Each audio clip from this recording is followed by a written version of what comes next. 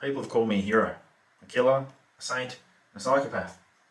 They even used to say the first three all in the same sentence. Hero, killer, saint.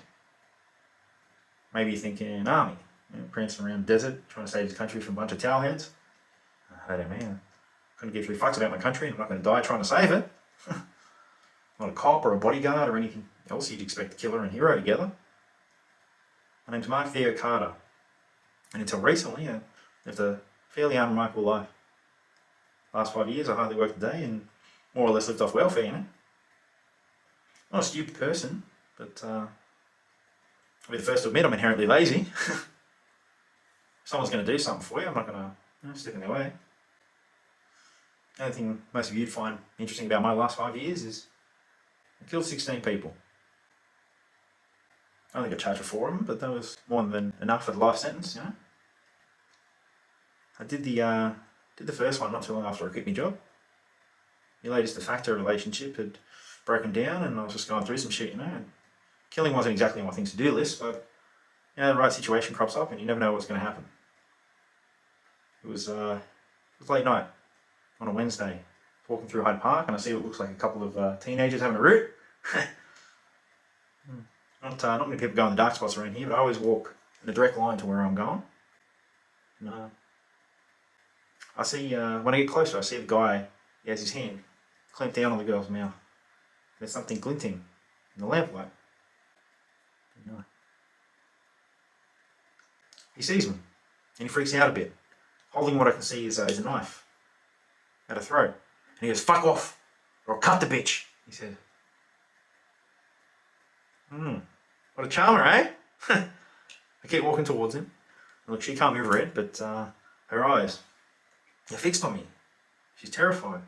And he gives me that fucking second and last warning bullshit. So I says to him, "You ever done this before, boy? You're holding that little fucking butter knife like you're ready to spread some Vegemite on your toast, huh?" And I'm real close to him now. I can see he's still got his pants on.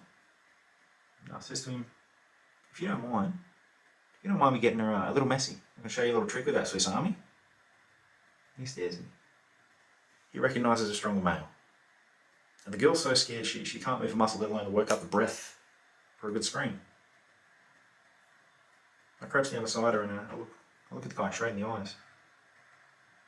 He's curious. So he hands me the knife. And I feel this overpowering hatred take control of me. The sensation's too strong for me to deal with, and I need to get rid of it fast. So I grab the knife and it's over in a second. His throat is gashed open. He's collapsed. And a heap of bleeding dead shit. And I pull his body away from the girl and offer her my hand. She lies there whimpering for almost a minute before I pull her to her feet and she's on her merry way. Got off without so much as a wrist slap for that one. Girl told the court that he was attacking me and I managed to get the weapon off him and it was in self-defense. The media called me a hero. The girl's family wanted to bloody knight me. The second guy, he didn't quite get me the same reception. Look, it was an accident, but he's one of the 4 that I was charged for icing. But, I'd been helping my brother out, load electronics into his store at 3 AM. And I drove off in 10 minutes, came back, forgot my wallet. And I see this guy, he's filling up a garbage bag with cameras. And I go, "Oi!" And he turns around and finds my fist, breaking his nose. I thought it'd be over in 2 seconds, but this guy was tough. He hit me right back, and we ended up on the floor. I rolled on top of him, and I grabbed a fistful of his fucking Fabio hair, and it made it real easy to smash his head into the ground. It was years later that they pinned it on me. Maybe if I hadn't done him, I might not have got life. Before my trial, the shrinks all agreed I was a psychopath. Most people wouldn't have the first clue what that is. They see in movies it's these crazies killing people at random or wearing a skin suit or whatever. Nah, that's not what a psycho is. Simply put, we're people that don't feel guilt or remorse or empathy or anything like that. That's the biggest deciding factor between you and I. It doesn't mean we're like naturally wired to kill, or that we enjoy it, or we seek it out. We just don't feel anything when it happens. It's like having a cup of tea. Oh, what is it? What's that look in your faces? I know you all came here to feel superior, but it's a little bit earlier for your holier than thou act to start. Like, I was a saint. For the first 28 years of my life, I didn't hurt a fly. That rapist set me off. And it was only after him that I killed people. In my early 20s, I actually worked at a charity, helping the poor. I volunteered at an animal shelter one night a week. I was a lifeguard. I never felt anything for these causes, but your intellect and your emotions, they're quite separate things. So I did what I thought was right, even though I didn't get the feeling of do-goodery like you guys would have. The third guy, he was on a train, and he's listening to that fucking awful doof music on his phone real loud, and he was graffitiing the walls with his keys, and he was getting under my skin, so I pushed his shoulder and I told him to cut it out, and he said, "Fucking don't touch me, cunt," and he kept at it. And look, Uncle Theo doesn't like getting called names.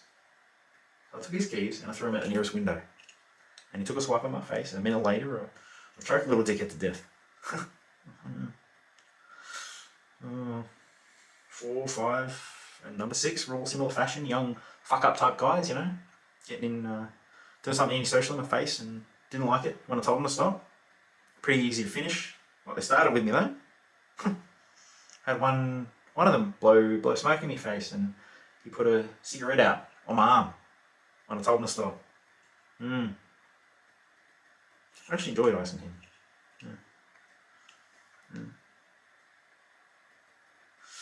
Okay, I know what you're thinking. This is where the line's no longer blurry. Uncle Theo's crossed all the way through the grey, and he's nothing but pure psycho now, huh?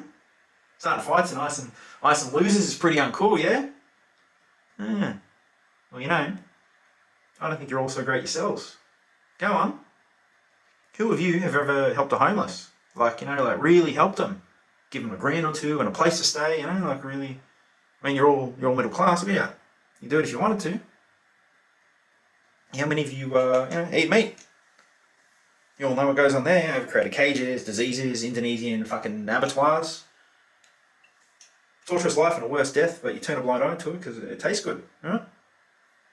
Look at your clothes. Child labour, slave wages. You say you care, but you're wearing the shit, aren't you? Me, I'm a psychopath. I've got a physiological reason not to give a fuck about the inhumanity we're all part of. Don't you reckon that makes you guys kind of worse than me? Huh? Anyway, you did not come here to find out how miserable you are. This is your Psych 101 with Theo Carter and his 16 victims. Number 7, he was drunk and picked a fight with him, which I well and truly won. 8, he was 8 and 9 were drug dealers from my old high school, peddling shit in my neighbourhood. Told them to go, and one of them pulled a gun, so I shot them, both in the laneway near the unit.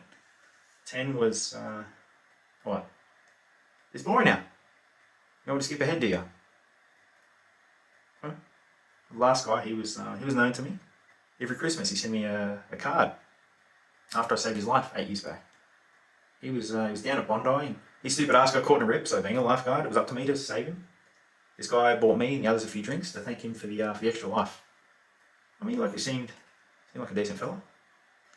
A few years later, he bumps into my friend Sam from a surf club.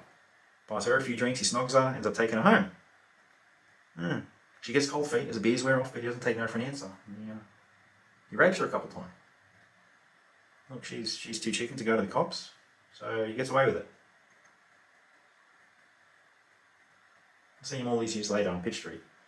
I saved this fucker's life, and he thanks the world by sexually assaulting my friend. So I asked myself, why help people? If this fucking prick had drowned, he wouldn't have been around to diddle Sam. It made me realise I could do society a much bigger favour by icing people I know are bad than saving ones who may or may not be good. A dead scumbag is a dead scumbag, but a living person can do anything. So I took out the only weapon I had, a pen, and I stabbed this guy right in the neck, in the middle of Pitch Street. Everyone started screaming and hollering, and he fell onto the ground and he tried to crawl away. He was bleeding all over the damn place. I watched him for about 3 minutes, trying to crawl away, before some cop had his gun in my face. Before you know it, I'm in the slammer. With a life sentence. Anyway, that's my story. Make of it what you will and judge me as much as you see fit.